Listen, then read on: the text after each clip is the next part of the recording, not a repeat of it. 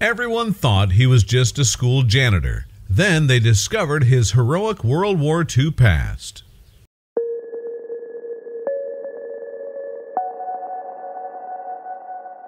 But before we start, please make sure to subscribe to Did You Know and hit the bell so you never miss an upload from us. Also, leave a like right now. In our everyday lives, we cross paths with different kinds of people unaware of their past. It's just how life is. At work or in school, we get to see the familiar faces every day without getting to know who they really are.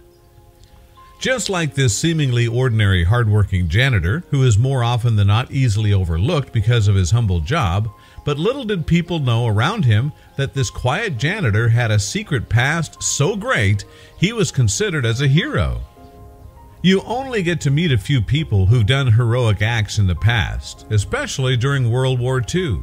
Let's find out this janitor's incredible secret heroic past. As groups of young men crowd the hallways of a busy military academy, a solitary figure makes his way through the crowd. An older man who's busy sweeping the floors and cleaning up the mess the cadets frequently make. Only a few stop to give him a second look, but little did they know this janitor is hiding a secret past that's almost too incredible to believe. In the late 1960s, a Colorado native named William Crawford started working as a janitor at the USAF Academy in Colorado Springs. He works hard to keep the building clean, taking care of everything from emptying the trash to cleaning bathrooms.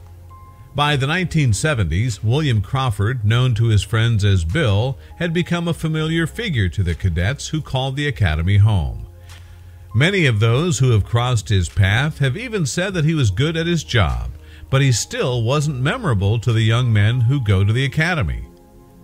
Colonel James Moshgat, who was a cadet at the Colorado complex in the late 1970s, has recalled a man who was easily overlooked.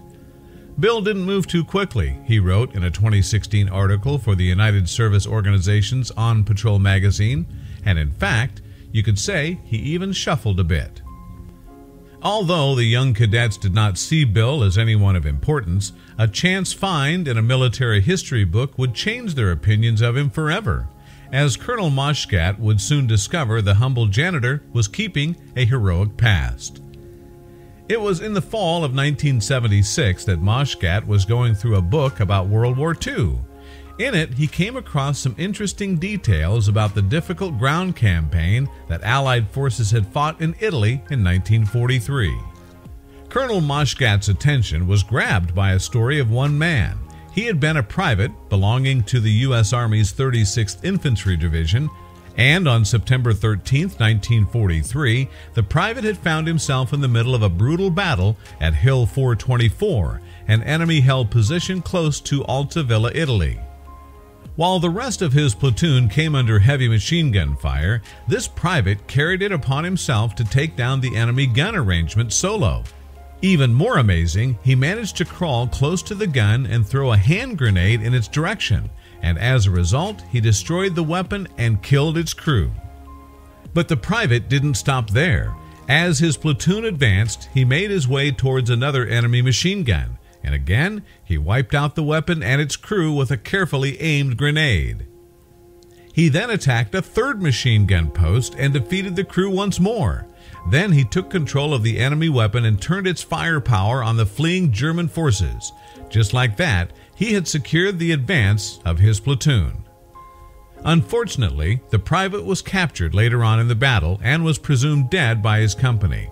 But the news of his bravery soon spread like wildfire. His father even accepted a Medal of Honor on his behalf, the highest military honor awarded in the United States. Miraculously, the private appeared unharmed from captivity in 1944 and found himself a hero of the First Order. When Colonel Moshgat came across this incredible story, he couldn't believe his eyes because the name of the private was none other than William Crawford, or Bill as he's called, the same name as the janitor he had been walking past at the academy.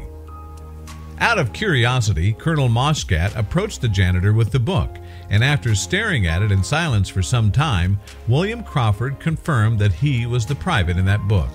According to Colonel Moshgat, Bill's response was simple. That was one day in my life, and it happened a long time ago.